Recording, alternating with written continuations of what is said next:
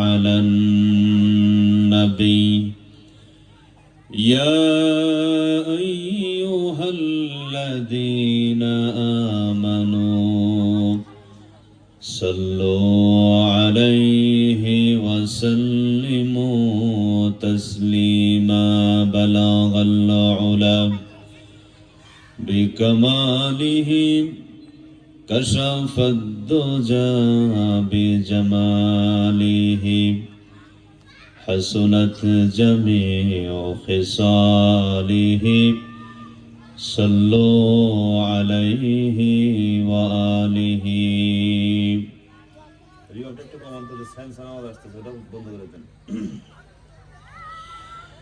بلغ العلا بكماله كشف الدجى بجماله حسنت جميع خصاله صلوا عليه وآله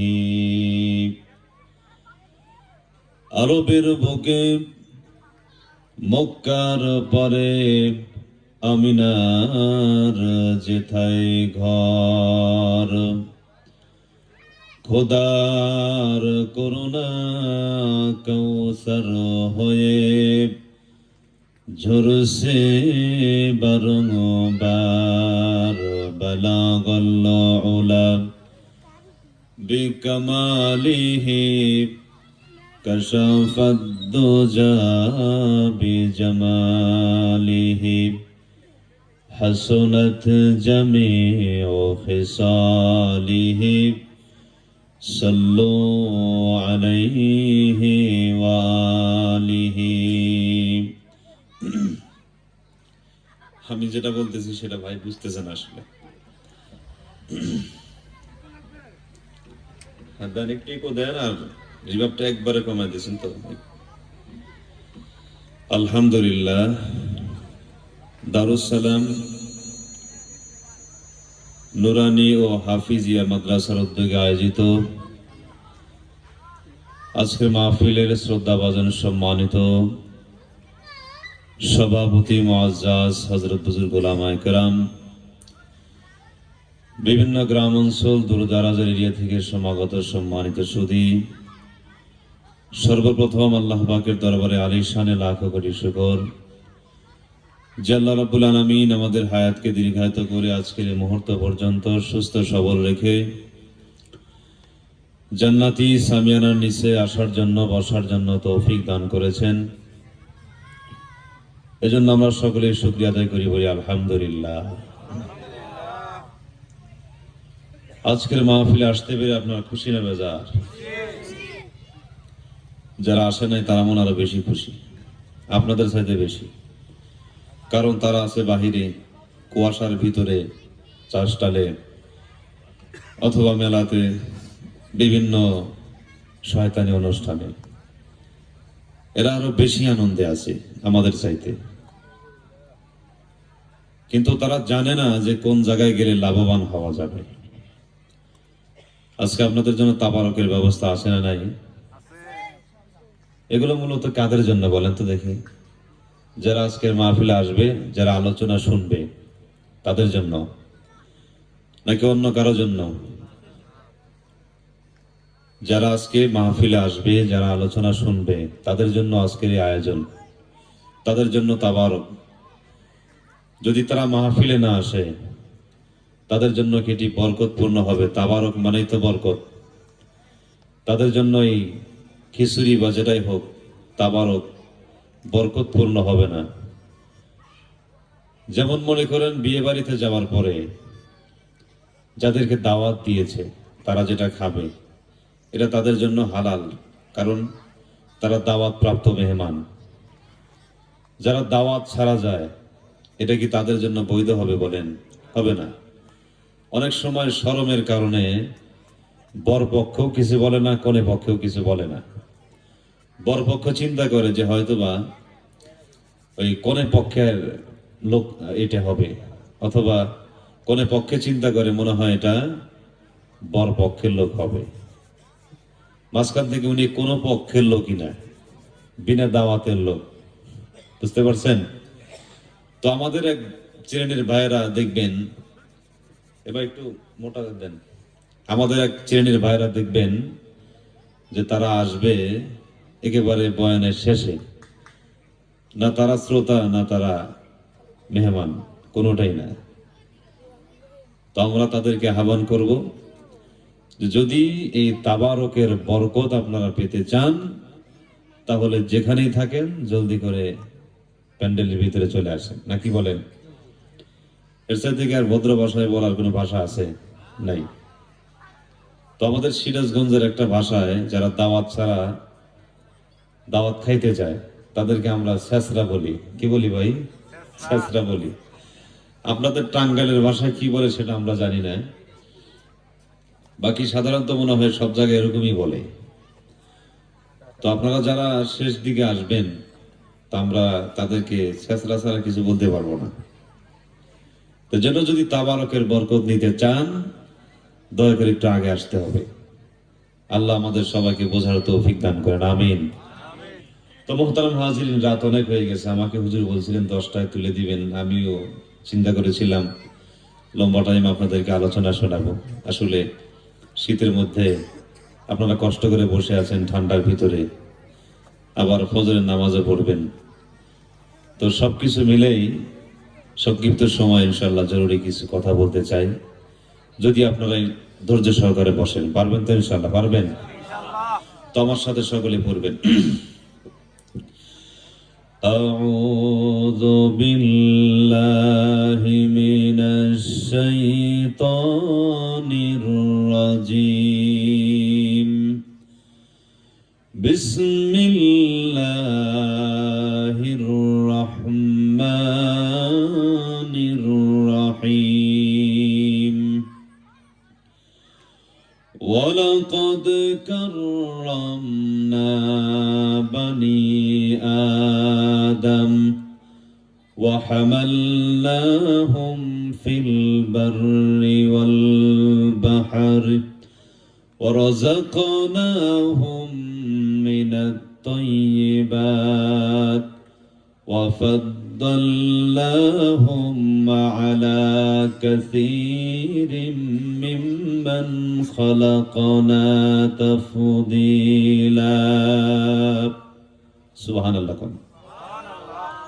আল্লাহ রাব্বুল আলামিন পবিত্র কালামুল্লাহর মধ্যে বলছেন যে বান্দা, বনি আদম, আমি তোমাদেরকে সম্মানিত করেছি। সুবহানাল্লাহ বলেন। প্রশংসা কার? জোরে কোন? সমস্ত প্রশংসার মালিক কে? কোনো সন্দেহ আছে? নাই। সমস্ত নিয়ামত কে দিয়েছেন? আল্লাহ দিয়েছেন। কোন নিয়ামত ছোট নয়, নিয়ামত গণনা করেও কখনো শেষ করা যাবে না। অসংখ্য অগণিত নিয়ামত আল্লাহ তাআলা আমাদের দান করেছেন। আল্লাহ তাআলা বলেন, ওয়া ইন তাউদ্দু নি'মাতাল্লাহি লা তুহসুহা। তোমরা যদি আমার নিয়ামতকে গুনতে চাও কখনো আমার নিয়ামত গুনে শেষ করতে পারবে না। সুবহানাল্লাহ। জোরে বলুন। ভাইয়েরা আমার, আল্লাহ তাআলা বলেন, قل لو كان البحر مدادا لكلمات ربي لنفد البحر قبل أن تنفد كلمات ربي ولو جئنا بمثله مددا।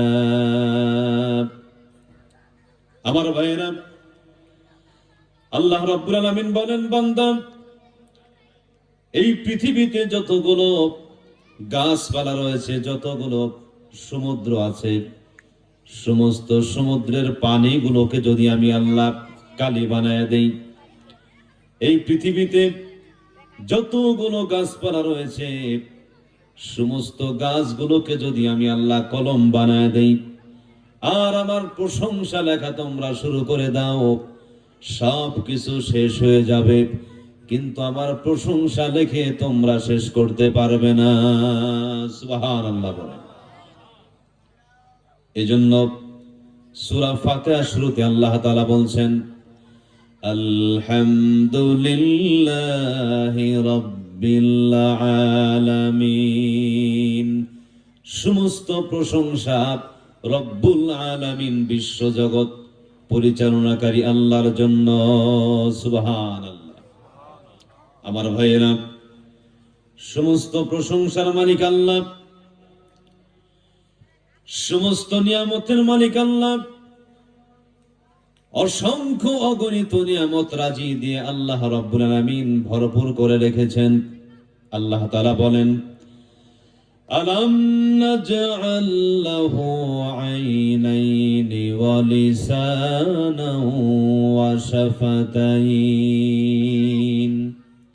ও বান্দা, আমি কি তোমাদেরকে দুটি চক্ষু আর দুটি ঠোঁট এবং একটি জিহ্বা তোমাদেরকে আমি দান করি নাই? অবশ্যই আমি তোমাদেরকে দুটি চোখ দান করেছি এবং একটি জিহ্বা দান করেছি এবং তোমাদেরকে দান করেছি দুটি ঠোঁট। এই যে চোখটা, এই চোখের ভিতরে আল্লাহ রাব্বুল আলামিন এত পাওয়ার দিয়েছেন। এই চোখের আলোর দ্বারা আমরা পৃথিবী দেখতে পাই, মা দেখতে পাই, বাবা দেখতে পারি। এই পৃথিবীর যাবতীয় বস্তু আমরা দেখতে পাই চোখ দ্বারা।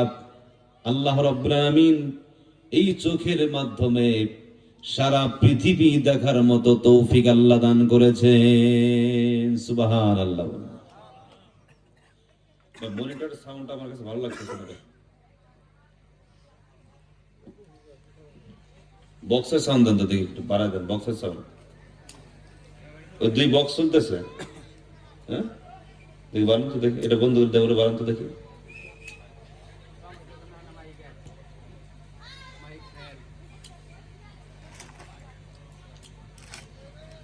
মাইকের সাউন্ড বাইরে হচ্ছে।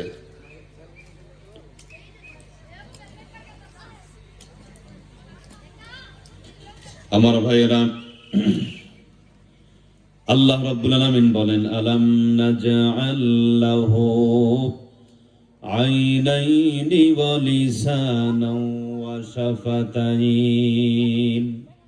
আমি কি তোমাদেরকে দুটি চোখ আর জিহ্বা আর তোমাদেরকে দুটি ঠোঁট দান করি নাই? অবশ্যই তোমাদেরকে দান করেছি। আজকে দেখেন এই যে জিহ্বা, এই জিহ্বার ভিতরে বিজ্ঞানীরা বলেছেন ৩০০ রকমের স্বাদ আর সাধন করার স্তর রয়েছে। জিলাপির স্বাদ এক রকম, রসগোল্লার স্বাদ এক রকম, বল মাছের স্বাদ এক রকম, মুরগির স্বাদ এক রকম, এরকম ভাবে গরুর গোস্তের স্বাদ এক রকম। যদি সব কিছুর স্বাদ এক রকম হইতো তাহলে বাজারে গরুর গোস্ত আর আলুর দাম এক সমান হইতো। ঠিক কিনা বলেন? দুটার স্বাদ ভিন্ন ভিন্ন, যে কারণে দুটার স্বাদ ভিন্ন ভিন্ন হওয়ার কারণে দামও ভিন্ন রকম। আলু 5 কেজি 100 টাকা পেয়ে যান, গরুর গোস্ত 1 কেজি তো 500 টাকা পাওয়া যায় না, 750 টাকা কেজি। ঠিক কিনা বলেন? বোঝা গেল স্বাদ ভিন্ন ভিন্ন হওয়ার কারণে দামও ভিন্ন ভিন্ন হচ্ছে। তবে এই জিহ্বার মাধ্যমে আল্লাহ তাআলা দুটি ভিন্ন রকম স্বাদ গ্রহণ করার ব্যবস্থা করেছেন।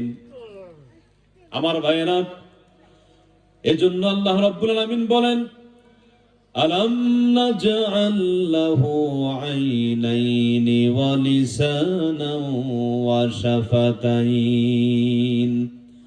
আমি কি তোমাদেরকে দুটি চোখ আর একটি জিহ্বা এবং দুটি ঠোঁট দান করি নাই? অবশ্যই দান করেছি বান্দা। দুটি ঠোঁট যদি না থাকবে তুমি সুন্দর করে কথা বলতে পারবে না, তোমার কথা কেউ বুঝবে না। কারণ এই জিহ্বা এবং ঠোঁট কথা বলার সময় উভয়টা একে অপরের সহযোগিতা করে। ঠোঁট যদি কোনো বান্দা চেপে ধরে রাখে অথবা ধরে রাখে, তাহলে স্পষ্ট কথা বলা যাবে না। ঠিক কিনা বলেন? এসব নিয়ামত কার? জোরে বলেন। আল্লাহর নিয়ামত। আল্লাহর নিয়ামত গণনা করে কখনো শেষ করা যাবে না। অসংখ্য অগণিত নিয়ামত দিয়ে আল্লাহ তাআলা ভরে রেখেছেন। আমার ভাইয়েরা, আল্লাহ রাব্বুল আলামিন বলেন, বান্দা আমি তোমাকে সম্মানিত করেছি, অসংখ্য অগণিত নিয়ামত তোমাকে দান করেছি। আল্লাহ তাআলা বলেন, ওয়ালাকাদ কাররামনা বানি আদম ওয়া হামালনাহুম ফিল বাররি ওয়াল বাহর ওয়া রাযাকনাহুম মিনাত তাইয়্যিবাত। আমি তোমাকে সম্মানিত করেছি বনি আদমদেরকে। ওয়া হামালনাহুম ফিল বাররি ওয়াল বাহরি, জলে স্থলে চলার জন্য বাহন দান করেছি। ওয়া রাযাকনাহুম মিনাত তাইয়্যিবাত, এবং আমি তোমাদেরকে উত্তম রিজিক দান করেছি। ওয়া ফাদ্দালনাহুম আলা কাসীরিম মিম্মান খালাকনা তাফদীলা। অসংখ্য অগণিত এই বৈচিত্র্যময় সৃষ্টিজীবের মধ্যে বনি আদমকে শ্রেষ্ঠত্বের মর্যাদা দান করেছি। সুবহানাল্লাহ বলেন। আমার ভাইয়েরা, এরপর আল্লাহ রাব্বুল আলামিন বলেন, ও বান্দা তোমাকে আমি আশরাফুল মাখলুকাত হিসাবে ঘোষণা দান করলাম। এরপর আল্লাহ তাআলা বলেন, মা খালাকাতুল জিন্না ওয়াল ইনসা ইল্লা লিয়াবুদুন। মানব জাতি আর জিন জাতিকে কেবলমাত্র শুধুমাত্র আমার ইবাদতের জন্য সৃষ্টি করেছি। আমার পয়গম্বর বলেন, আদ-দুনিয়া খুলিকাত লাকুম ওয়া আনতুম খুলিকতুম লিল আখিরাহ। দুনিয়া তোমাদের কল্যাণে সৃষ্টি করা হয়েছে, আর তোমাদেরকে সৃষ্টি করা হয়েছে আল্লাহর ইবাদতের জন্য। সুবহানাল্লাহ বলেন। আমার ভাইয়েরা বলতে পারেন, দুনিয়া আমাদের কল্যাণে কেমনে সৃষ্টি করা হলো? অসংখ্য অগণিত সৃষ্টিজীব আল্লাহ রাব্বুল আলামিন এই পৃথিবীতে রেখেছেন। আমরা অনেকেই জানি, অনেক সময় আমরা বলে থাকি 18,000 মাখলুকাত আল্লাহ সৃষ্টি করেছেন। এই 18,000 মাখলুকাতের মধ্যে সীমাবদ্ধ নয়, আল্লাহ রাব্বুল আলামিন এর চাইতে আরো বেশি সৃষ্টিজীব পৃথিবীতে সৃষ্টি করেছেন, তবে সব কিছু মানুষের খেদমত করার জন্য। বলতে পারেন, হুজুর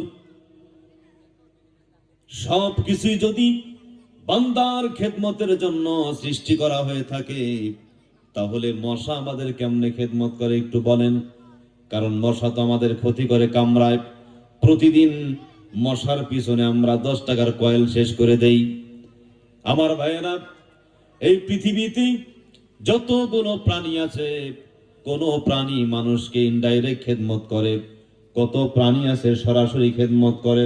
ভাই চলতে থাকে, এখন কি আর করা, কিছু করার নাই, এখন আর নড়াচড়া করার দরকার নাই। তো ভাইয়েরা আমার, কোন কোন প্রাণীর সরাসরি খেদমত করে, আবার কোন কোন প্রাণী আছে দেখবেন ইনডাইরেক্ট খেদমত করে। তবে সমস্ত প্রাণীগুলো বান্দার খেদমতের জন্য নিয়োজিত। সুবহানাল্লাহ বলেন। যেমন মনে করেন ভাইরা আমার, মশার এই কয়েলের কোম্পানি আসে না নাই? জোরে বলেন। যেই জায়গায় হাজার হাজার শ্রমিকেরা কাজ করে, যেই জায়গায় কয়েল তৈরি করা হয়, ওখানে এমনও শ্রমিক রয়েছে যার বেতন 10,000, 15,000, 20,000 টাকা। আজকে যদি এই পৃথিবীতে মশা যদি না থাকতো, তাইলে কোনো কয়েল কোম্পানি খুঁজে পাওয়া যাইত না। ঠিক কিনা বলেন? কয়েল কোম্পানি থাকতো? থাকতো না। ওই জায়গায় দেখেন, কয়েল কোম্পানিতে হাজার হাজার শ্রমিক আছে, যাদের এই মশার কারণে রিজিকের ব্যবস্থা আল্লাহ তাআলা করে দিয়েছেন। ওখান থেকে টাকা পাচ্ছে, বেতন পাচ্ছে, বাড়িতে আসার পর তার সন্তানাদি নিয়ে সুন্দরভাবে জীবন যাপন করছে। তো মশা সৃষ্টি করেছেন, এটাও আমাদের ইনডাইরেক্ট খেদমত করতেছে। সুবহানাল্লাহ জোরে বলেন।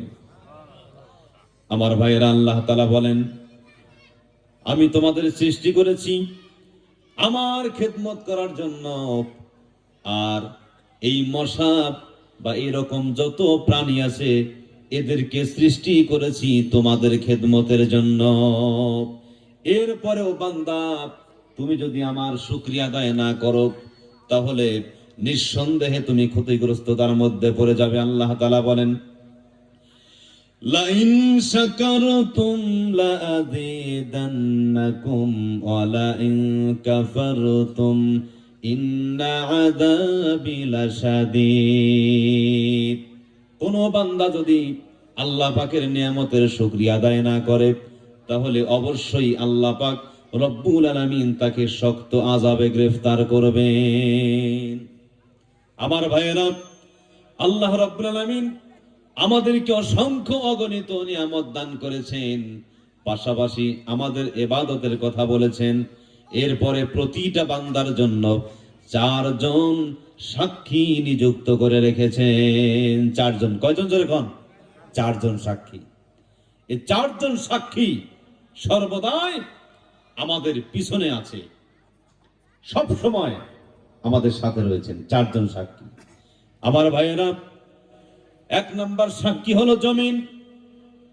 জমিন হলো আমাদের 1 নাম্বার সাক্ষী, কারণ এই জমিন থেকে আমাদেরকে আল্লাহ তাআলা সৃষ্টি করেছেন। আল্লাহ তাআলা বলেন, মিনহা খলাকনাকুম ওয়া ফিহা নুঈদুকুম ওয়া মিনহা নুখরিজুকুম তারাতান উখরা।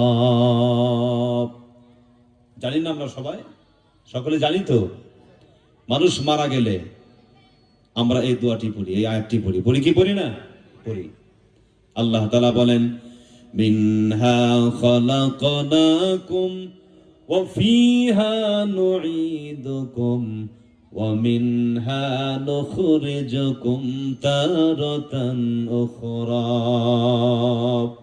আল্লাহ তাআলা বলেন, এই জমিন থেকে তোমাদের সৃষ্টি করেছি, আবার জমিনের মধ্যে যাইতে হবে, আবার এই জমিন থেকে তোমাদেরকে তোলা হবে, আমার কাছে তোমাদের ফিরে আসতে হবে। রে বান্দা, এই জমিনের উপরেই আমাদের বসবাস, জমিন ছাড়া চলা যাবে না, জমিনের উপরে আমাদের চলতে হবে।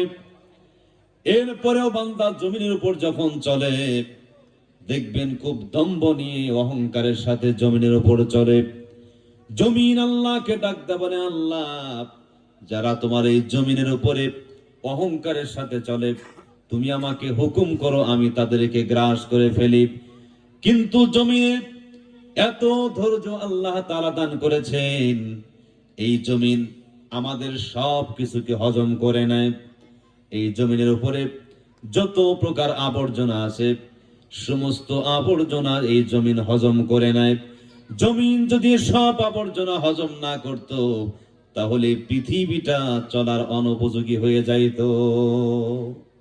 কোরবানির সময় কি পরিমাণ রক্ত প্রবাহিত হয় জমিনের উপরে, জমিন যদি সব হজম না করত, এর দুর্গন্ধে গ্রামে চলাচল করা যাইতো? কখনোই যাইতো না। আমার ভাইয়েরা, কিয়ামতের ময়দানে আল্লাহ রাব্বুল আলামিন এই জমিনকে বান্দার সাক্ষী হিসাবে নিযুক্ত করবেন। বলবেন, বান্দা, এই জমিনের উপরে চলে তুমি এই অপরাধগুলো করেছো, আমার আপনার বিরুদ্ধে সাক্ষী দিবে। 1 নাম্বার সাক্ষী হিসাবে আল্লাহ তাআলা এই জমিনকে নিযুক্ত করেছেন। আমার ভাইয়েরা, 2 নম্বর সাক্ষী হলো ফেরেশতা। আল্লাহ পাক রব্বুল আলামিন বলেন, ওয়া ইন্না আলাইকুম লাহাফিযিনা কিরামান কাতিবিনা ইয়ালামুনা মা তাফআলুন। আমাদের 2 জনের 2 কাঁধে 2 জন ফেরেশতা নিযুক্ত করা হয়েছে। তারা সর্বদাই আমাদের কৃত কর্মগুলো লিখে রাখেন। বান্দা যদি ভালো কাজ করে সেটাও লিখে রাখেন, বান্দা যদি মন্দ কাজ করেন সেটাও লিখে রাখা হয়। কোন বান্দা যদি ভালো কাজ করে সেটাও লেখা হয়, মন্দ কাজ করলে সেটাও লেখা হয়। আমার ভাইয়েরা, দুনিয়ার সিসিটিভি ফুটেজকে ফাঁকি দেওয়া যায়, সরকার প্রশাসনকে ফাঁকি দেওয়া যায়, সিআইডি কে ফাঁকি দেওয়া যায়, স্যাটেলাইটের তীক্ষ্ণ দৃষ্টিকেও ফাঁকি দেওয়া যায়, কিন্তু কিরামান কাতিবিন যে ফেরেশতা রয়েছেন তাদের কাছ থেকে রেহাই পাওয়ার কোনো সুযোগ আমাদের নাই। আছে? নাই। আপনি যদি পানির তলদেশে গিয়ে গুনার কাজ করেন সেখানেও ফেরেশতারা দেখেন, আপনি যদি আকাশে উড়ে উড়ে অন্যায় করেন সেখানেও ফেরেশতারা দেখবেন, লিখে রাখবেন। আমার ভাইয়েরা, বান্দা শুধু গুনাহ করবে আর ফেরেশতারা লিখবে, শুধু এতটুকু না, প্রতিটা বান্দার সাথে আরেকজন ফেরেশতা দেওয়া হয়েছে, সেই বান্দাগুলো আমাদের প্রতিটা কথাগুলো রেকর্ড করে রাখে। আল্লাহ তাআলা বলেন, মা ইয়ালফিযু মিন কাওলিন ইল্লা লাদাইহি রাকীবুন আতীদ। প্রতিটা বান্দার সঙ্গে যে ফেরেশতা রয়েছেন, বান্দা যে কথাগুলো বলে সবগুলো কথা রেকর্ড করে রাখে। এই জন্য খুবই সাবধান, খুবই সাবধানতার সাথে কথা বলতে হবে। কোন বান্দা যদি গোপনে একেবারে নির্জনে গিয়া যদি অশ্লীল কথাবার্তা বলে থাকে, ওই কথাগুলো ফেরেশতারা লিখে রাখে, সব কথা লিখে রাখবে, কোন কথাই অলেখা থাকবে না, সব লিখে রাখবেন ফেরেশতারা। এজন্য আমার ভাইয়েরা, কথা বলতে হলে খুবই সাবধান। আমার পয়গম্বর বলছেন, মাইয়াজমান লিমা বাইনা লাহইহি ওয়া মা বাইনা রিজলাইহি আজমান লাহুল জান্নাত। পয়গম্বর বলেন, কোন বান্দার দুই চোয়ালের মধ্যবর্তী যেই বস্তুটা রয়েছে এবং দুই পায়ের মধ্যবর্তী যেই বস্তুটা রয়েছে যদি বান্দা হেফাজত করতে পারে, তাহলে আমি পয়গম্বর আমার ওই উম্মতকে জান্নাতে নিয়ে যাওয়ার জিম্মাদারি নিয়ে নিলাম। সুবহানাল্লাহ বলেন। এজন্য আমার ভাইয়েরা, জিহ্বার হেফাজত করতে হবে। মুখে যা আসে তাই বলা যাবে না, মুখে যেটা আসে সেটাই বলা যাবে না, চিন্তা ভাবনা করে বলতে হবে। অনেক সময় আমরা চিন্তা করি যে আমরা বলে ফেললাম তো হয়ে গেল, অনেক কিছু হয়ে গেলাম। আসলে আমার ভাইয়েরা, তো সহজ নয়। সত্য কথা বললেও ফেরেশতারা লেখেন, মিথ্যা কথা বললেও ফেরেশতারা লেখেন, ভালো কথা বললেও ফেরেশতারা লেখেন, মন্দ কথা বললেও ফেরেশতা লেখেন। আপনি যদি মনে মনে খারাপ চিন্তা করেন, এটাও ফেরেশতারা লিখে রাখে। আমার ভাইয়েরা, মানুষের 3 নাম্বার সাক্ষী হিসেবে আল্লাহ রাব্বুল আলামিন আমলনামা পেশ করবেন। কারণ হলো, আমরা অনেক সময় ভুলে যাই, অনেক কিছু আমরা করে ফেলি কিন্তু ভুলে যাই। যাই কি যাই না জোরেগণ? আমরা অনেক কিছু করে যাই, কেউ আবার ভুলেও যাই। এজন্য আল্লাহ রাব্বুল আলামিন কিয়ামতের ময়দানে প্রতিটা বান্দার সামনে একটা আমলনামা পেশ করবেন। প্রতিটা বান্দা সেই আমলনামাগুলো দেখবে আর বলবে, وَوُضِعَ الْكِتَابُ فَتَرَى الْمُجْرِمِينَ مُشْفِقِينَ مِمَّا فِيهِ وَيَقُولُونَ يَا وَيْلَتَنَا مَا لِهَذَا الْكِتَابِ لا يغادر صغيرة ولا كبيرة إلا أحصاها। আমার ভাইয়েরা, কিয়ামতের ময়দানে প্রতিটা বান্দা, প্রতিটা অপরাধী তার আমলনামা দেখে ভীত সন্ত্রস্ত হয়ে যাবে আর বলবে, হায় রে, এটা কেমন কিতাব! এই এমন কিতাব তো দেখি ছোট বড় কোনো আমলই বাদ দেয়নি, সব আমল লিখে রাখছে। গোপনে অন্যায় করেছি সেটাও লিখে রাখছে, গভীর রাত্রে অন্যায় করেছি সেটাও তো দেখি কিতাবের মধ্যে লেখা। আমার ভাইয়েরা, রাস্তা দিয়ে হেঁটে যাওয়ার সময় অন্যের গাছের একটা ফল চুরি করেছিলাম, এটাও তো দেখি কিতাবের মধ্যে লেখা আছে। এই আমলনামার মধ্যে এটাও তো লেখা দেখি। যেটাকে আমরা গুনাহ মনে করি নাই, এটাও গুনাহ হিসেবে লেখা হয়েছে। যেটাকে আমরা অন্যায় অপরাধ মনে করি নাই, ওইটাও তো দেখি এই জায়গায় লেখা রয়েছে। এটা কেমন কিতাব! আফসোস করে বান্দা বলতে থাকবে। এরপর কিতাবটা যখন দেওয়া হবে, আমার ভাইয়েরা, আল্লাহ রাব্বুল আলামিন বলবেন, ইকরা কিতাবাকা কাফা বিনাফসিকাল ইয়াওমা আলাইকা হাসিবা। ও বান্দা, শুনে নাও, এই কিতাব যেটা তোমার আমলনামা হিসেবে তোমার সামনে দেওয়া হয়েছে, তুমি নিজেই পড়ো। আজকে এটা তোমার জন্যই যথেষ্ট, এটার হিসাব আজকে তুমি নিজেই করবে। আমলনামা দেখবে আর বলবে, হায় হায়, সব লেখা দেখি, কেমন কিতাব! সবকিছু লেখা রয়েছে, অপরাধ যা করেছি সব লেখা। আমার ভাইয়েরা, এরপরে বান্দা চিন্তা করবে, হায় রে, আমলনামা তোর সামনে দেওয়া হলো, এবারে আমলনামা ডান হাতে দেওয়া হবে না বাম হাতে দেওয়া হবে? আমলনামা যদি বাম হাতে দেওয়া হয়, তাহলে বান্দা টেনশনে পড়ে যাবে, হায় রে, যেহেতু আমলনামা বাম হাতে দেওয়া হয়েছে, অতএব আমার আর কোনো রেহাই পাওয়া উপায় নাই, আমি আর রেহাই পাবো না, জাহান্নামে যেতে হবে।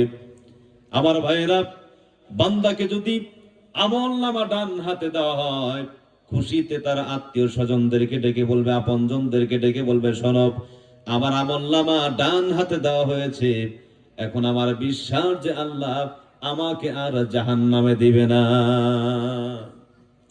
আমার ভাইয়েরা, এমন অনেক বান্দা রয়েছেন যারা আমলনামা দেখার পরেও তারা বলবে, আমরা এটা মানি না, এত অপরাধ আমরা করি নাই। কারণ এত অপরাধ আমরা কখনোই করি নাই, আমাদের বিশ্বাস। এরপর আল্লাহ রাব্বুল আলামিন চতুর্থ নাম্বার সাক্ষী তাদের সামনে হাজির করবেন, সেটা হলো বান্দার অঙ্গ প্রত্যঙ্গ। সূরা ইয়াসিনের মধ্যে আছে, আল্লাহ তাআলা বলেন, আল ইয়াউমা নাখতিমু আলা আফওয়াহিহিম ওয়া তুকাল্লিমুনা আইদিহিম ওয়া তাশহাদু আরজুলুহুম বিমা কানু ইয়াকসিবুন। কিয়ামতের ময়দানে বান্দা যখন বলবে, রব্বুল আলামিন, আপনি যে আমলনামা আমার সামনে হাজির করেছেন, এসব অপরাধ তো আমি এত কিছু করি নাই, করেছি সীমিত, কিন্তু এত কিছু করি নাই। তখন আল্লাহ তাআলা বান্দার জবান বন্ধ করে দিবেন, অঙ্গ প্রত্যঙ্গ কথা বলতে থাকবে। ওই দিন হাত কথা বলবে, জবান কথা বলবে, ওই দিন কান কথা বলবে, পা গুলো কথা বলবে, সমস্ত অঙ্গ প্রত্যঙ্গ কথা বলবে। হাত বলবে, আয় আল্লাহ, আমার দ্বারা অন্যায় ভাবে অমুককে আঘাত করেছে। কান কথা বলবে, অন্যায় কথা শুনেছে। এরপরে পা কথা বলবে, পা দ্বারা অন্যায় কাজে সে গিয়েছে।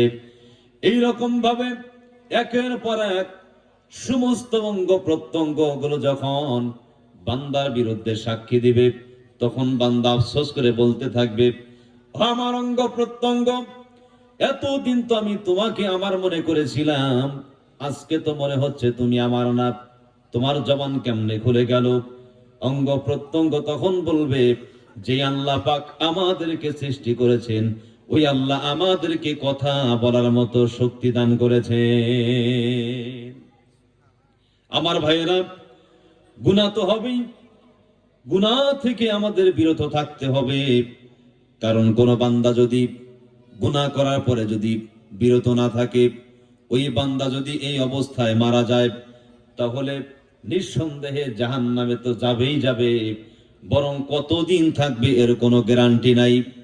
তবে কোন বান্দা যদি অপরাধ করার পরে আল্লাহ রাব্বুল আলামিনের কাছে খাঁটি দিলে তওবা করে, তাহলে ওই বান্দা জান্নাতে যাওয়ার আশা করা যায়, কারণ সে তওবা করেছে। আমার ভাইয়েরা, গুনাহ তো হবেই, তবে আল্লাহর আযাবের ভয় করতে হবে। আল্লাহর আযাবের ভয় যদি আমার ভিতরে না থাকে, তাহলে গুনাহকে তো কখনো গুনাহই মনে হবে না, ঠিক কিনা বলেন? আমার ভাইয়েরা, হযরত ইব্রাহিম ইবনে আদহাম রাহমাতুল্লাহি আলাইহির কাছে একজন যুবক চলে আসছে। যুবক বলতেছে, হুজুর, আমি আল্লাহর নাফরমানি করি, কিন্তু আবার তার আযাবের ভয়ও করি। আমার ভিতরে আল্লাহর আযাবের ভয়ও আছে, আবার গুনাহও করতে মন চায়। এখন আমি কি করব বলেন? আমার ভাইয়েরা, হযরত ইব্রাহিম ইবনে আদহাম রাহমাতুল্লাহি আলাইহি বলেন, যুবক শোনো, আমি তোমাকে 5টি পন্থা বলে দেব, উপায় বলে দেব। 5টি উপায়ের মধ্যে যে কোনো একটি তুমি যদি অবলম্বন করো, তাহলে তুমি গুনাহ করতে পারবে, আল্লাহর আযাব থেকেও বেঁচে যাইতে পারবে। যুবক তো মহা খুশি, যে আল্লাহর নাফরমানি করলে অসুবিধা হবে না, আবার আমি আল্লাহর আযাব থেকেও বেঁচে যাইতে পারবো।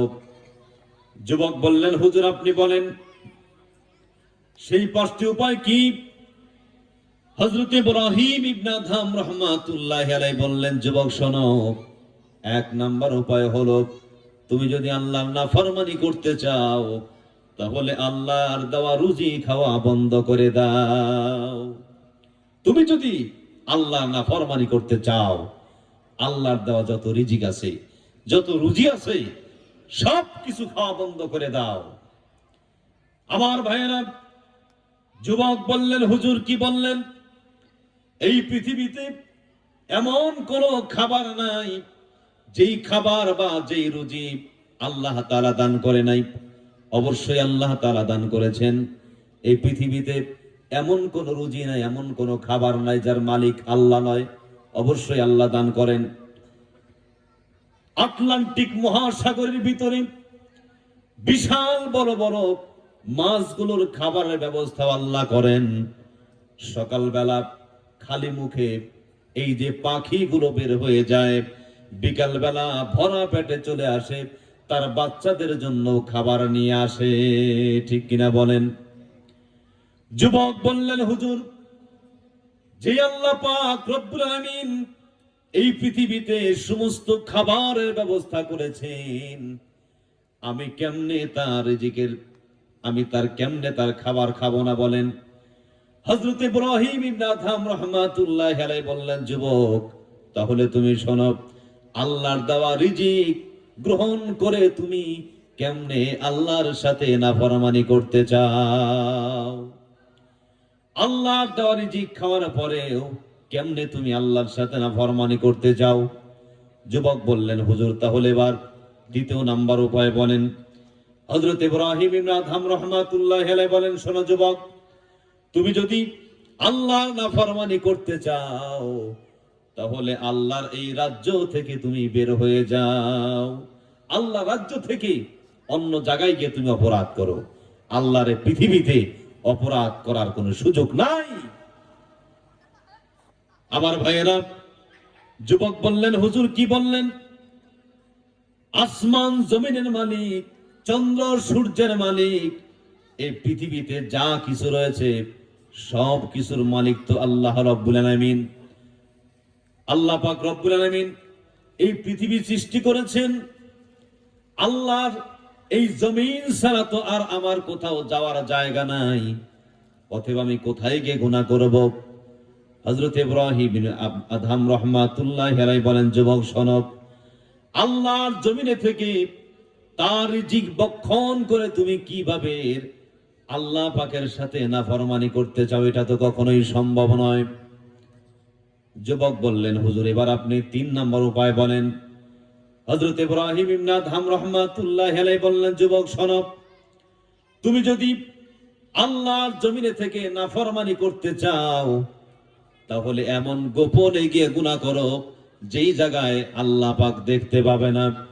যুবক বললেন, হুজুর এই পৃথিবীতে এমন কোন জায়গা নাই যেই জায়গার প্রতি আল্লাহর কোনো নজর নাই। অবশ্যই আল্লাহ পাক রব্বুল আলামিন আমাদেরকে দেখতেছেন, আমরা যেখানেই যাই না কেন, গভীর জঙ্গলের ভিতরে, গভীর সমুদ্রের ভিতরে, অথবা আমরা গভীর রাত্রিতে যেখানে অপরাধ করি না কেন, আল্লাহ রাব্বুল আলামিন আমাদের দেখে থাকবেন। অতএব এমন কোন গোপন জায়গা নাই যে জায়গায় গিয়ে আমরা গুনাহ করতে পারবো। যুবককে বললেন, যুবক তুমি শোনো, কোন গোপন জায়গা তুমি যদি না পাও, যেই জায়গায় গিয়ে আল্লাহ পাকের নাফরমানি করবে, কারণ যেহেতু আল্লাহ পাকের নজর রয়েছে, অতএব এমন কোন জায়গা যেহেতু তুমি খুঁজে পাচ্ছ না, তাহলে মনে রেখো আল্লাহর নজর থাকার পরেও তুমি কিভাবে তার সামনে নাফরমানি করতে চাও? কি করে সম্ভব যে আল্লাহর দৃষ্টি আছে এরপরেও তুমি তার সামনে নাফরমানি করতে চাও? আমার ভাইয়েরা, যুবক বললেন, হুজুর 4 নম্বর উপায় বলেন। হযরত ইব্রাহিম ইবনে আদহাম রাহমাতুল্লাহি আলাইহি 4 নম্বর উপায় বলে দিলেন, যুবক শোনো, যখন তোমার কাছে মালাকুল মউত চলে আসবে, মালাকুল মউতকে তুমি বলবা, ভাই সারা জীবন অন্যায় করেছি, সারা জীবন অপরাধ করেছি, আজ পর্যন্ত তওবা করার মতো সুযোগ পাইলাম না, তুমি একটু মেহেরবানি করে আজকের দিনের জন্য আমাকে ছুটি দাও। যুবক বললেন, হুজুর কখনো কি মালাকুল মউত কারো কাছে আসার পরে আজ পর্যন্ত 1 মিনিটের জন্য ছুটি দিয়েছে? দেয় নাই। বোঝা গেল মালাকুল মউত যেদিন আমার কাছে আসবে ওই দিনে তো আমাকে ছুটি দিবে না, অতএব আমি মালাকুল মউতের কাছ থেকে কেমনে ছুটি নিব বলেন? হযরত ইব্রাহিম ইবনে আদহাম রাহমাতুল্লাহি আলাইহি বললেন, যুবক শোনো, তাহলে তুমি যদি তওবা করার মতো সুযোগ না পাও, মালাকুল মউত যদি তোমাকে ছুটি না দেয়, তাহলে তুমি কেমনে আল্লাহর জমিনে নাফরমানি করতে চাও? কারণ হলো তুমি অপরাধ করেছো, তওবা করার মতো সুযোগ যদি তোমার না হয়, তাহলে কিভাবে তুমি আল্লাহর জমিনে নাফরমানি করতে চাও?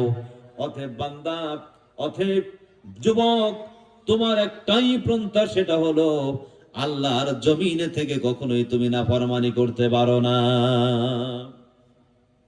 আমার ভাইয়েরা, যুবক বললেন, হুজুর আপনি 5 নাম্বার উপায় বলেন। 5 নাম্বার উপায়টা কি?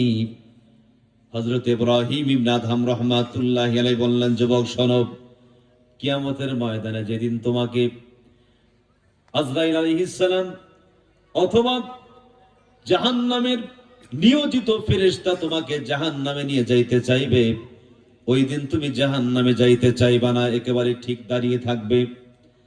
যুবক বললেন, হুজুর কোন ফেরেশতা যখন আমাকে জাহান্নামে নিয়ে যাইতে চাইবে, আমি যদিও না যাইতে চাইবো, ওই ফেরেশতা তো আমাকে রেখে যাবে না, বরং আমাকে জাহান্নামে নিক্ষেপ করবে অবশ্যই।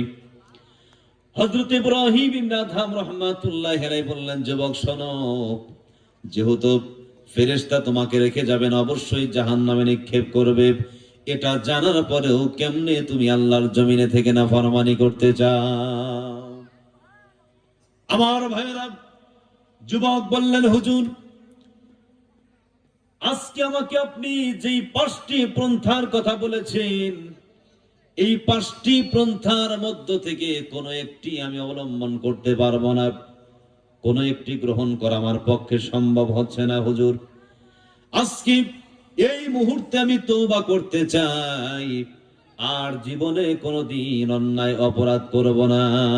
সুবহানাল্লাহ বলেন। আমার ভাইয়েরা, মানুষের পিছনে 4টি রাজ সাক্ষী রয়েছে।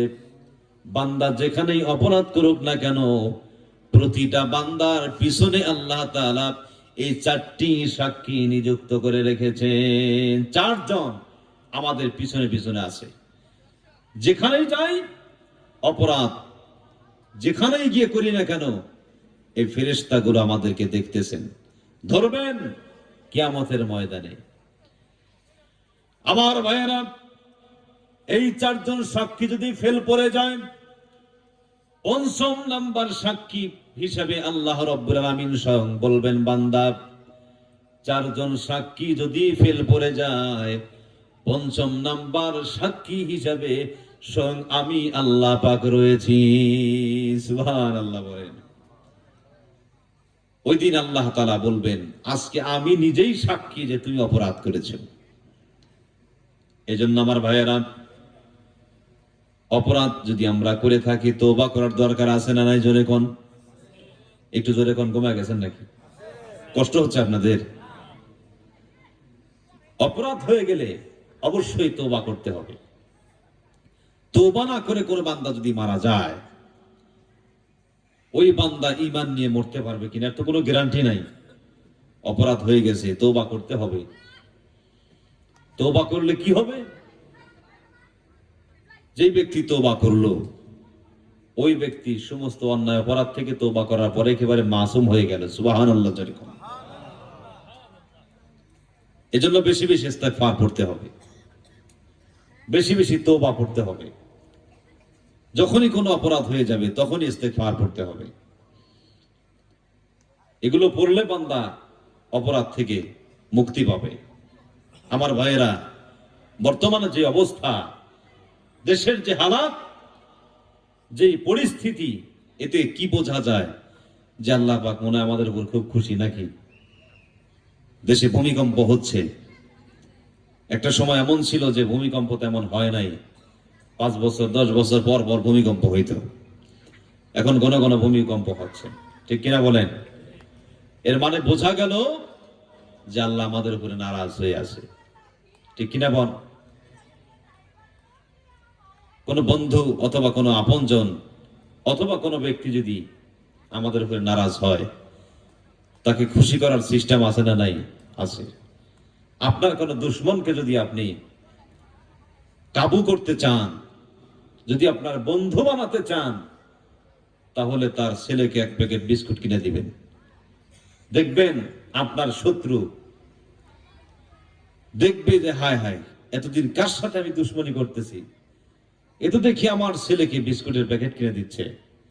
ওই দিন আপনার দুশ্মন আপনার বন্ধু হয়ে যাবে, সব দুশ্মনী ভুলে যাবে, বলবে আমার শত্রু আর শত্রু নয়, কারণ উনি আমার বন্ধু হয়ে গেছে, আমার ছেলেকে মহব্বত করে। তো আমার ভাইরা, আল্লাহ রাব্বুল আলামিন আমাদের উপরে নারাজ হয়ে আছেন। অহরহ অন্যায় অপরাধ করছি আমরা। এত অপরাধ, এত অন্যায় হওয়ার পরেও আল্লাহ কি আমাদের উপরে খুশি থাকবে বলেন? খুশি থাকার তো কথা না। অতএব আল্লাহকে রাজি খুশি করার জন্য আমাদের চেষ্টা করতে হবে, ঠিক কিনা? আল্লাহ তো আমাদের মতো এত কঠোর মেজাজের না। আল্লাহর কাছে একটু করুণার করে কোনো কিছু চাইলে আল্লাহ তাআলা দিয়ে দেন। আল্লাহ যদি আমাদের মেজাজের হবেন, তাইলে পৃথিবীতে ওই যে অন্য দলেরা কি পাইতো না? এক ঢোক পানিও পাইতো না। যারা আল্লাহর নাম জীবনে একবারও নেয় নাই, আল্লাহ তাদেরকেও রিজিক দেয়। দেয় কি দেয় না? ওদেরকে আরো ভালো লাগছে। জীবনে একটা সেজদাও করলো না, অথচ আল্লাহ তাদেরকে অনেক ভালো রেখেছেন। এর মানে বোঝা গেল যে আল্লাহর চাইতে দয়ালু পৃথিবীতে আর কেউ নাই, ঠিক কিনা জোরে কন? আমার ভাইয়েরা, বর্তমান পরিস্থিতি থেকে বোঝা যায় আল্লাহ পাক রব্বুল আলামিন আমাদের উপরে যে পরিমাণ আযাব আর গজব দিচ্ছেন, ভূমিকম্প দিচ্ছেন, জায়গায় জায়গায় ফ্যাক্টরিতে আগুন লাগা দিচ্ছে, কে দিচ্ছে বোঝা যায় না, জানাও যায় না। বোঝা গেল হয়তো বা কোনো গায়েবী আযাব হতে পারে। অতএব ভাইয়েরা আমার, আল্লাহকে যদি কোনো বান্দা খুশি করতে চায়, তাহলে এটার একটাই মাধ্যম হলো আল্লাহর ঘর, নবীর ঘরকে সহযোগিতা করতে হবে, ঠিক কিনা কোন? কারণ আমার পয়গম্বর এটাই বলেছেন, কোন বান্দা যদি আমাকে খুশি করে তাহলে আল্লাহ তো খুশি হয়ে যাবে। আল্লাহ এই কথা বলছেন, কোন বান্দা যদি আমাকে পেতে চায় তাহলে আমার পয়গম্বরের অনুসরণ করতে হবে। পয়গম্বরের মাদ্রাসা, আল্লাহর ঘর, মসজিদ ঘর হলো আল্লাহর ঘর, আর মাদ্রাসা হলো কার ঘর? নবীর ঘর। আসহাবে সুফফা এই পৃথিবীর সর্বপ্রথম মাদ্রাসা, যেখানে নবীজি সাহাবায়ে কেরামদেরকে কোরআন শিক্ষা দিয়েছেন। সুবহানাল্লাহ। মুসলমান হওয়ার পরেই আসহাবে সুফফাতে তাদেরকে ভর্তি করা হতো, সেখানে কোরআন শরীফ শেখানো হতো। ওইটা হলো মাদ্রাসা, সাহাবায়ে কেরামদের মাদ্রাসা। তারা 24 ঘন্টা খেয়ে না খেয়ে সেখানে পড়ে থাকতেন, লেখাপড়া করতেন। ওই মাদ্রাসার নমুনা হিসাবে এই পৃথিবীতে দ্বিতীয় নাম্বার যে মাদ্রাসা সেটা হলো দেওবন্দ মাদ্রাসা। এই দেওবন্দ মাদ্রাসার পরে এই পৃথিবীতে যত মাদ্রাসা হয়েছে ওই দেওবন্দ মাদ্রাসার শাখা প্রশাখা। এজন্য বলা হয় উম্মুল মাদারিস হলো দেওবন্দ মাদ্রাসা। ওই মাদ্রাসা থেকেই যত মাদ্রাসা শুরু হয়েছে সবগুলো একটা পর্যায়ে আপনাদের গ্রামে চলে আসছে। এই যে মাদ্রাসা হলো দারুস সালাম নুরানি হাফিজিয়া মাদ্রাসা। তো এই মাদ্রাসায় যারা সহযোগিতা করবে, যারা এই মাদ্রাসা প্রতিষ্ঠা করবে, যারা মাদ্রাসা পরিচালনা করবে, যারা সহযোগিতা করবে, স্বয়ং আসহাবে সুফা সেই প্রথম মাদ্রাসায় সহযোগিতা করার সমান সওয়াব পেয়ে যাবে। সুবহানাল্লাহ। এলাকার মধ্যে একটা মাদ্রাসা হওয়া মানে রহমত, ঠিক কিনা জোরে কোন? এটি এলাকাবাসীর জন্য একটি রহমত। কারণ আপনারা যে সময় ঘুমায় থাকেন, এই মাসুম বাচ্চাগুলো গভীর রাতে ঠান্ডা পানি দিয়ে ওযু করে 2 রাকাত তাহাজ্জুদের নামাজ পড়ে এলাকাবাসীর জন্য দোয়া করে, অথচ ওই সময় আপনারা নাক ডেকে ঘুমাইতেছেন। আর হেফজখানার মক্তবের এই মাসুম বাচ্চাগুলো যাদের উপরে এখন পর্যন্ত নামাজ ফরজ হয় নাই, ইসলামের কোনো বিধিবিধান ফরজ হয় নাই, এই বাচ্চাগুলো গভীর রাত্রে উঠে ঠান্ডা পানি দিয়ে ওযু করে কাঁপতে কাঁপতে মসজিদে গিয়ে একসাথে তাহাজ্জুদের নামাজ পড়ে দোয়া করতেছে, আল্লাহ আমাদেরকে যারা সহযোগিতা করতেছেন, যারা আমাদের কম্বল কিনে দিচ্ছেন, যারা আমাদের কিতাব কিনে দিচ্ছেন, যারা আমাদের কোরআন কিনে দিচ্ছেন, যারা আমাদের জন্য থাকার ব্যবস্থা করতেছেন, করেছেন, আয় আল্লাহ তাদেরকে মাফ করে দাও। সুবহানাল্লাহ, সুবহানাল্লাহ। আমার ভাইয়েরা, এজন্য পয়গম্বর বলেন, কুন আলিমান, তুমি আলেম হও, আও মুতাআল্লিমান, অথবা তুমি ছাত্র হয়ে যাও, আও মুঈনান, অথবা তাদেরকে সহযোগিতা করো, আও মুহিব্বান, অথবা তাদেরকে অন্তর দ্বারা মহব্বত করো, ওয়ালা তাকুন খামিসান, 5 নম্বরে যাও না, ফাতাহলিক, তাহলে হালাক হয়ে যাবে। পয়গম্বর বলেন,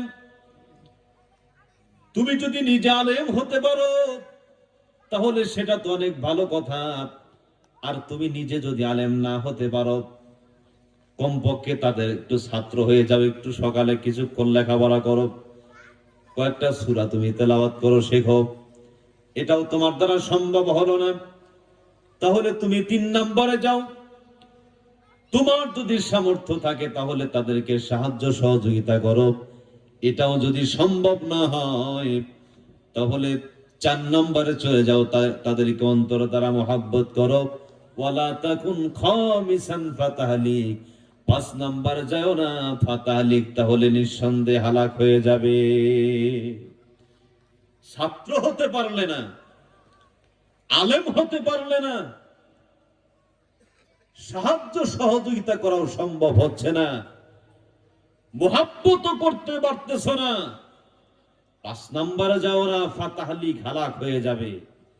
4টার মধ্যে থাকতে পারলে না, বিরোধিতা করো না, চুপচাপ থাকো।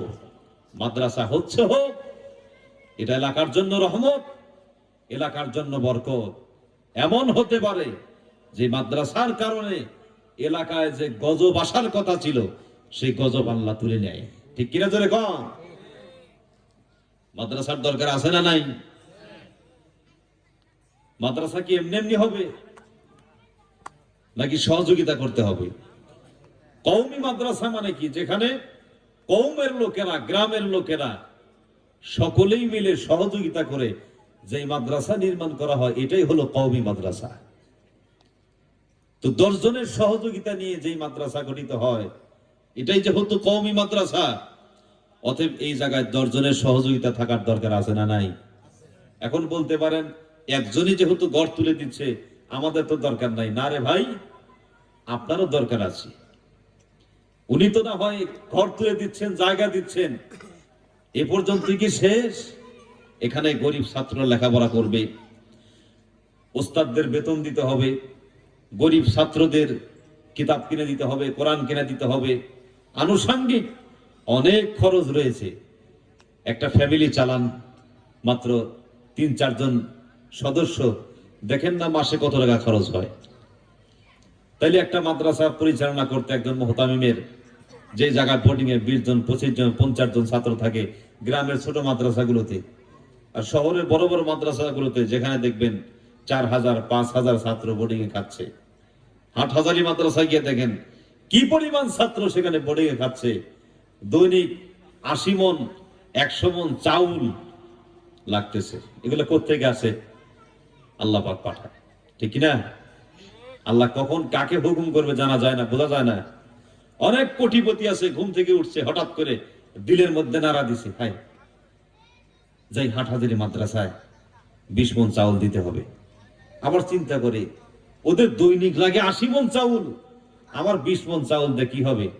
যাও গুডাউনে যা আছে 100 মন চাউল দিয়ে দাও। সুবহানাল্লাহ কর। এমন লোক আছে না নাই? আপনাদের মধ্যেও আছে। যে যাক মাদ্রাসা যেহেতু হচ্ছে, একজন জমি দিবে আর একজন ঘর তুলে দিবে, আমি না হয় কিছু ইট দিলাম, আমি না হয় সিমেন্টের বস্তা দিলাম, আমি না হয় কিছু খাম, আমি না হয় কিছু অন্য সহযোগিতা করলাম, টিন কিনে দিলাম, হয়ে যাক মাদ্রাসার ইবতেদা, মাদ্রাসার শুরুটা আমার একটা ইট দিয়ে, আমার 10টা টাকা দিয়ে, আমার একটা টিন দিয়ে, বা আমার 1 বস্তা সিমেন্ট দিয়ে। এরকম সবাই চাই কি চাই না ভাই? সবাই চাই। একটু হাত তুলে দেখি কারা কারা চাই। আল্লাহ সবাইকে তৌফিক দান করেন, আমিন। ভাইরা আমার, লম্বা টাইম কালেকশন করার সুযোগ নাই, লম্বা টাইম কালেকশনের ওয়াজ করেও সুযোগ নাই। এখন রাত অনেক হয়ে গেছে, আমি অল্প সময়ের মধ্যে ইনশাআল্লাহ আপনাদের মাঝে থেকে বিদায় নেব। তো যেহেতু আপনাদের মাদ্রাসা এখানে আপনারা অনেক দিচ্ছেন, মুহতামিম সাহেবও বলেছেন যে যে আল্লাহর বান্দা জমি দিচ্ছেন, ঘর তুলে দিবেন, আমরা চাই যে এলাকার সর্বস্তরের গরিব দুঃখী, ধনী গরিব, সাধারণ অসাধারণ, শিক্ষিত অশিক্ষিত যারা আছে সবাইকে নিয়ে এই মাদ্রাসা গঠন করতে। আপনারা তো চান, চান কিনা? আল্লাহ কবুল করেন, আমিন। তাহলে আছেন কি কোনো আল্লাহর বান্দা যে মাদ্রাসার জন্য 50,000 টাকা দিবেন? আছেন কোন আল্লাহর বান্দা? আল্লাহ চাইলে দিতে পারেন, আল্লাহ চাইলে আবার নিয়েও যেতে পারেন, পারে কি পারে না? আল্লাহর নবীর ঘরের জন্য 50,000 টাকা দেওয়ার মতো কোন আল্লাহর বান্দা আছেন? আছেন নাকি? মেহেরবানি করে একটু বলেন। 5,000 টাকা দেওয়ার মতো কোনো বান্দা নাই? আছে হয়তো অনেকে, কিন্তু দিচ্ছেন না। কারণ হলো এটা তো বাকি। আর যদি সখীপুর কোথাও কোনো জমি বিক্রি হয়, ওটা হলো নগদ, ওইটা হলো আমার জন্য, আর এটা মাদ্রাসার জন্য। ওই জায়গায় জমি কিনতে গেলে 2-4, 10-20 লাখ টাকা কর্জ করা যায়, 10-20 হাজার টাকা কর্জ করা যায়, কিন্তু মাদ্রাসা দেওয়ার সময় এই চিন্তা আসে না। কারণ এটা হলো বাকি আর ওটা হলো নগদ। তবে ভাইরা আমার, একটা জিনিস মনে রাখবেন, আমার আপনার নিঃশ্বাস যতদিন চলবে আমার আপনার দাম আছে। নিঃশ্বাস বন্ধ হয়ে গেলে আদরের স্ত্রী, কলিজার টুকরা সন্তানেরাও আমাদেরকে ঘরে রাখবে না। 2-4 ঘন্টার মধ্যে দেখবেন আমাদেরকে দাফন করে ফেলবে। এরপরে এই যে কষ্ট করে এত কিছু করলাম, সব কিছু ভাগাভাগি করে নিয়ে যাবে। আমার আপনার জন্য থাকবে একেবারে খালি হাত। এজন্য যতদিন নিঃশ্বাস চলবে, আমাদের নিঃশ্বাস চলা অবস্থায় কিছু আল্লাহর পথে দান করার দরকার আছে না নাই? আছে। এজন্য ভাইরা আমার, অল্প সময়ের মধ্যে 5,000 যদি না দেন, 3,000 করে 10 জন মানুষ দাঁড়ান দেখি।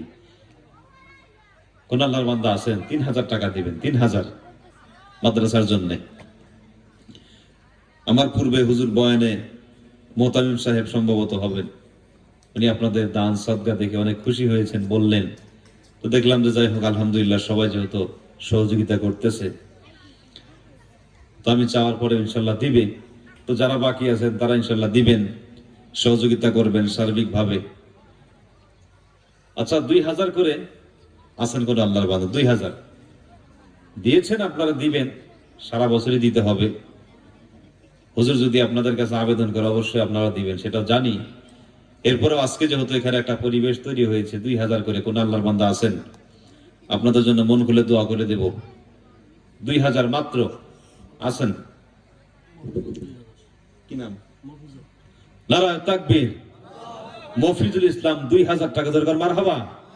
আয় আল্লাহ, তোমার বান্দার দান কবুল করে নাও, জানে মানে বরকত দান করো, হায়াত তৈবা দান করো, দানের উসিলা জিন্দেগীর গুনাহগুলো মাফ করে দাও। জোরে কোন আমিন। আমিন আমিন আল্লাহ আমিন। দানকারীর জন্য মাওলা তুমি হও গো জামিন। দোয়া গুয়াম বদরগাহে এলাহি, হায়াত দৌলত ইলমে দারাজি, দান করিলে সম্পদ কমে না, নেকির পাল্লা হয় বাড়ি, দুনিয়াতে দান করিলে আখিরাতের ঘর বাড়ি। আছে কোন আল্লাহর বান্দা মা বাবার জন্য, দাদা দাদের জন্য, নিজের আপনজনদের জন্য, সন্তানদের জন্য 2000 করে টাকা আছেন কোন আল্লাহর বান্দা? আছে?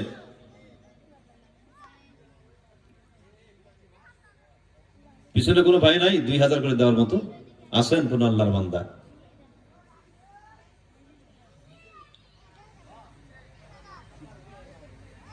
নগদ না দেন, বাকি দেন, পরে দিন, আস্তে আস্তে দিন, সমস্যা নাই।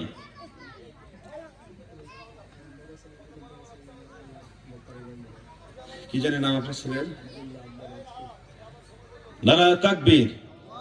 মুহতামিম সাহেবের বড় ছেলের জন্য 2000 টাকা দিয়েছেন আব্দুল্লাহ আদনান আতফি। ওই বাচ্চাটার মনে খুব আশা যে সে যেন মক্কা মদিনার ইমাম হবে। আল্লাহ তাআলা কবুল করেন, আমিন। আল্লাহ তাআলা যেন হক্কানি আলেম হওয়ার তৌফিক দান করেন, আমিন। আল্লাহ যেন যুগশ্রেষ্ঠ আলেম হিসাবে কবুল করেন, আমিন। মক্কা মদিনার ইমাম হওয়ার তৌফিক দান করেন, আমিন। মক্কা মদিনাতে একজন কালো ইমাম সাহেব আছেন, ওনার একটা ইতিহাস শুনছিলাম যে ওনার মা প্রায় সময় দোয়া করতেন যে আল্লাহ আমার ছেলেকে মক্কা মদিনার ইমাম বানায় দাও। ছেলে হাসতেন মায়ের দোয়া দেখে, কয় হায় এটা কি সম্ভব।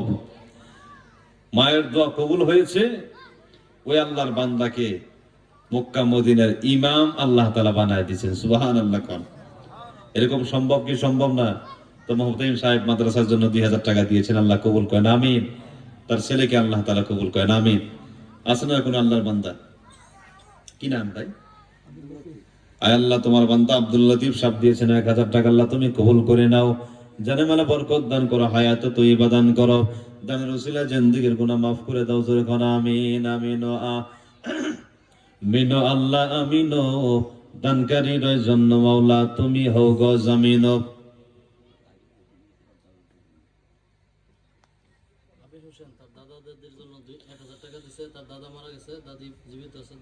আয় আল্লাহ, তোমার বান্দা আবির হোসেন দাদা দাদির জন্য 1000 টাকা দান করছেন। আয় আল্লাহ, তার দাদা বেঁচে আছে? দাদা মারা গেছে, দাদি বেঁচে আছে। আয় আল্লাহ, তার দাদার কবরখানা জান্নাতের বাগিচা বানায় দাও। আয় আল্লাহ, দাদিকে তুমি সুস্থতার সাথে দীর্ঘ নেক হায়াত দান করো, সমস্ত বিপদ আপদ থেকে হেফাজত করো। আসমানে বালা আসমানে উঠায় নাও, জমিনে বালা জমিনে দাফন করে দাও। দান করিলে সম্পদ কমে না, নেকির পাল্লা হয় বাড়ি, দুনিয়াতে দান করিলে আখিরাতে ঘর বাড়ি। নদীর কুল ভাঙে ও কুল গড়ে, এই তো নদীর খেলা, সকাল বেলার ধনীরে তুই ফকির সন্ধ্যা বেলা।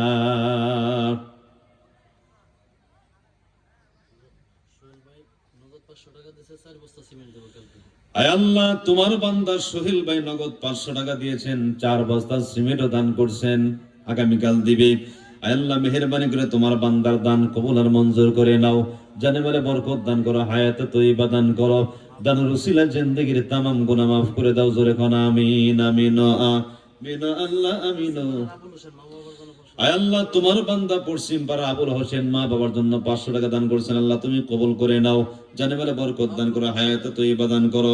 বাবলু ভাই দিয়েছেন 500 টাকা, আল্লাহ তুমি কবুল করে নাও। অসুস্থ মানুষ, মেহেরবানি করে আল্লাহ তুমি সুস্থতার নিয়ামত দান করো।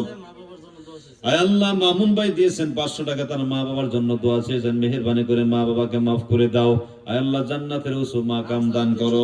জি আল্লাহ, তোমার বান্দা যিনি নাম বলেন না, তুমি তো ভালো করেই জানো তার নামটা কি, 300 টাকা দিয়েছেন, আল্লাহ তুমি কবুল করে নাও।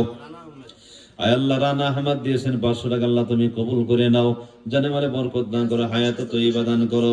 আয় আল্লাহ তোমার বান্দা ইয়াসিন অসুস্থ 200 টাকা দান করেছেন, আল্লাহ তুমি শিফা দান করো, আল্লাহ সমস্ত বিপদ আপদ থেকে হেফাজত করো। আয় আল্লাহ লাল মিয়া হাসান 200 টাকা দিয়েছেন, 1 বস্তা সিমেন্ট দিবেন, আল্লাহ তুমি কবুল করে নাও। মা বাবার জন্য দোয়া চেয়েছেন, মেহেরবানি করে মা বাবাকে মাফ করে দাও। আয় আল্লাহ তোমার এক বান্দা দিয়েছেন কিছু টাকা, নাম বলে না, মেহেরবানি করে কবুল করে নাও, জানে মালে বরকত দান করো, হায়াতে তৈয়বা দান করো, দানের ওসিলায় জিন্দেগির তামাম গুনাহ মাফ করে দাও। জোরে কোন আমিন আমিন আমিন আল্লাহ আমিন। দানকারীর জন্য মাওলা তুমি হও গো জামিন। আয় আল্লাহ তোমার বান্দা সাবিনা 500 টাকা দিয়েছেন, স্টুডেন্ট মাস লেখাপড়া করতেছেন, আয় আল্লাহ মেহেরবানি করে কবুল করে নাও, দিনদার পরহেজগার মুত্তাকিন বানায় দাও, লেখাপড়া করে ভালো মানুষের মতো মানুষ হওয়ার তৌফিক দান করে দাও। আয় আল্লাহ তোমার বান্দা 26 দিয়েছেন 1000 টাকা, আল্লাহ মেহেরবানি করে কবুল করে নাও, জানে মালে বরকত দান করো, হায়াতে তৈয়বা দান করো, দানের ওসিলা জিন্দেগির গুনাহ মাফ করে দাও। আসেনার কোন আল্লাহর বান্দা 1000 200 500 যে যা পারেন মেহেরবানি করে সামনের দিকে আসেন। আল্লাহ দিয়া দন বোঝে মন কেড়ে নিতে কতক্ষণ, নদীর কুল ভাঙে কুল গড়ে, এই তো নদীর খেলা, সকাল বেলার ধনী রে তুই ফকির সন্ধ্যা বেলা, এই বনেতে বাঘ নাই রে ভাবিস না রে মনে, বড় বড় বাঘ থাকে ছোট ছোট বনে। আপনাদের মধ্যে আছে অনেকেই দিতে পারবেন কিন্তু কৃপণতা করতেছেন। নারায়ে তাকবীর। সাবিরার আম্মা মাদ্রাসার জন্য, এখন তো গরম ঠান্ডা, এরপরে নিয়ত করছেন 4টা ফ্যান দিবেন আর 4টা কোরআন শরীফ দিবেন, 4টা ফ্যান এবং 4টা কোরআন শরীফ সাবিরার আম্মা দান করছেন, আল্লাহ তুমি কবুল করে নাও। জোরে কোন আমিন। আয় আল্লাহ তোমার বান্দে যে উদ্দেশ্যে দান করেছেন, মেহেরবানি করে তার উদ্দেশ্য তুমি কবুল করে নাও। আয় আল্লাহ দানের উসিলা করে তার জিন্দেগির গুনাহ মাফ করে দাও। জোরে কোন আমিন। আয় আল্লাহ নাম বলে নাই, তোমার বান্দা দিয়েছেন 400 টাকা, আল্লাহ তুমি কবুল করে নাও, জানে মালে বরকত দান করো, হায়াতে তৈয়বা দান করো, দানের উসিলায় জিন্দেগির গুনাহ মাফ করে দাও। জোরে কোন আমিন আমিন আমিন আল্লাহ আমিন। দানকারীর জন্য মাওলা তুমি হও গো জামিন। দোয়া গুয়াম বদরগাহে ইলাহি, হায়াত দৌলত ইলমে দারাজি। নারায়ে তাকবীর। আলফনা দিয়েছে 5 বস্তা সিমেন্ট। জোরে কোন মারহাবা। আয় আল্লাহ তোমার বান্দে আলফনা 5 বস্তা সিমেন্ট দান করছে, মেহেরবানি করে তুমি কবুল করে নাও, জানে মালে বরকত দান করো, হায়াতে তৈয়বা দান করো, দানের উসিলায় জিন্দেগির গুনাহগুলো মাফ করে দাও। জোরে কোন আমিন। দান করিলে সম্পদ কমে না, নেকির পাল্লা হয় বাড়ি, দুনিয়াতে দান করিলে আখিরাতের ঘর বাড়ি, দুনিয়াতে দান করিলে আখিরাতের ঘর বাড়ি। আয় আল্লাহ তোমার বান্দা সোহাগ দিয়েছেন 500 টাকা, আল্লাহ তুমি কবুল আর মঞ্জুর করে নাও, জানে মালে বরকত দান করো, হায়াতে তৈয়বা দান করো, দানের উসিলায় জিন্দেগির গুনাহগুলো মাফ করে দাও। জোরে কোন আমিন আমিন আমিন আল্লাহ আমিন।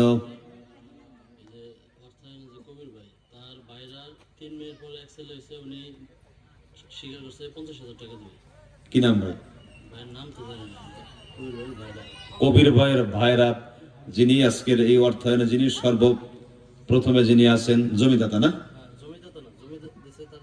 ও তার স্বাস্থ্য ভাই, ও যিনি মাদ্রাসা করে দিবেন, উনার ভাইরা 3টা মেয়ের পরে একটা ছেলে হয়েছে, খুশিতে 50,000 টাকা দান করছেন। একটু আস্তে নারা তাকবীর দিবেন, পারবেন? খুবই আস্তে, মানে আওয়াজটা যেন প্যান্ডেলের মধ্যে থেকে বাইরে না বের হয়। পারবেন? নারায়ে তাকবীর। সর্বনাশ, আওয়াজ তো বাইরে বের হয়ে গেছে। নারায়ে তাকবীর। জনাব সোরহাব সাহেব 50,000 টাকা দরকার। মারহাবা। আয় আল্লাহ তোমার বান্দাকে তুমি 3টা মেয়ের পরে 3টা জান্নাতের পরে একটা সন্তান তুমি দান করেছো, ছেলে সন্তান। আয় আল্লাহ যার ঘরে ছেলে নাই সেই তো জানে একটা ছেলে না থাকার কি ব্যথা, আছে না নাই? আয় আল্লাহ একটা ছেলে তুমি দান করছো, খুশিতে তোমার নবীর মাদ্রাসা 50,000 টাকা দান করছেন, মেহেরবানি করে আয় আল্লাহ তার এই দান কবুল করে নাও, তার সন্তানাদিদেরকে তুমি কবুল করে নাও, সমস্ত বালা মুসিবত থেকে হেফাজত করো, জানে মানে বরকত দান করো, হায়াতে তৈয়বা দান করো, দানের উসিলায় জিন্দেগির গুনাহ মাফ করে দাও। জোরে কোন আমিন। আয় আল্লাহ তোমার বান্দা আব্দুল হালিম সাহেব দিয়েছেন 500 টাকা, আল্লাহ তুমি কবুল আর মঞ্জুর করে নাও, জানে মানে বরকত দান করো, হায়াতে তৈবা দান করো। আয় আল্লাহ ফারুক ভাইয়ের স্ত্রী দিয়েছেন 200 টাকা, তার মা বাবার জন্য দোয়া চেয়েছেন, মেহেরবানি করে কবুল করে নাও, জানে মানে বরকত দান করো, হায়াতে তৈবা দান করো। মোশাররফ ভাই দিয়েছেন 200 টাকা, আল্লাহ তুমি কবুল করে নাও, জানে মানে বরকত দান করো, হায়াতে তৈবা দান করো, দানের উসিলা জিন্দেগীর তামাম গুনাহ মাফ করে দাও, জোরে কোন আমিন। আরিফ ভাই দিয়েছেন 500 টাকা, আল্লাহ তুমি কবুল করে নাও, জানে মানে বরকত দান করো, হায়াতে তৈবা দান করো। এই মাদ্রাসার ছাত্র আবিদ দিয়েছেন 500 টাকা, আল্লাহ তুমি কবুল করে নাও, জানে মানে বরকত দান করো, হায়াতে তৈবা দান করো। আয় আল্লাহ হক্কানে আলেম হওয়ার তৌফিক দান করে দাও, জোরে কোন আমিন। দেলোয়ার ভাইয়ের আব্বা মারা গেছে, মা জীবিত আছে, বাবা মার জন্য দোয়া চাইছে 6 বস্তা সিমেন্ট দিবেন। নারায়ে তাকবীর। দেলোয়ার ভাই 6 বস্তা সিমেন্ট, জোরে কোন মারহাবা। বাবা নাই মা আছে, আল্লাহ মেহেরবানি করে তার এই দানগুলো তুমি কবুল করে নাও, বাবার কবরখানা জান্নাতের বাগান বানায় দাও, মাকে তুমি সুস্থতার সাথে দীর্ঘ নেক হায়াত দান করো, সমস্ত বিপদ থেকে হেফাজত করো, আসমানে বালা আসমানে ওঠায় নাও, জমিনে বালা জমিনে দাফন করে দাও।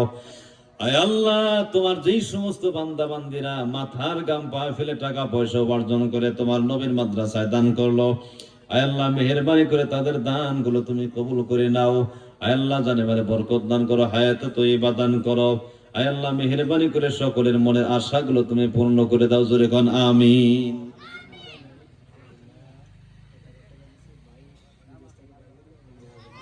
মোতামিম সাহেবের মা, হ্যাঁ আপনার আম্মা, তার কিসের জন্য ভাই বললেন জানি, তার বাবা নাই, বাবার জন্য ভাই নাই এবং ভাইয়ের জন্য দিয়েছেন, ও ভাই প্রবাসে আছে, 1000 টাকা দান করেছেন, জোরে কোন মারহাবা। আয় আল্লাহ মোতামিম সাহেবের আম্মার দান তুমি কবুল করে নাও, জানে মানে বরকত দান করো, হায়াতে তৈবা দান করো, দান রসিলা করে তার মায়ের বাবার কবরখানা জান্নাতের বাগান বানায় দাও, জোরে কোন আমিন। আমিন ও আমিন আল্লাহ আমিন, দানকারীর জন্য মাওলা তুমি হও গো জামিন।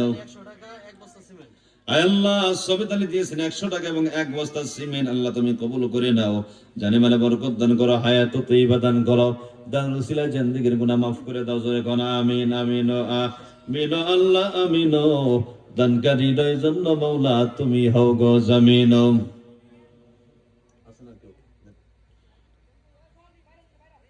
ভাই আপনাদের মধ্যে কারা আছেন একটু আসেন না, 100 200 500 যে যা পারেন, হয়তো চিন্তা করতে 100 টাকা আমরা দেই, ভাই পারবেন দিতে পারবেন, সমস্যা নেই, আসেন।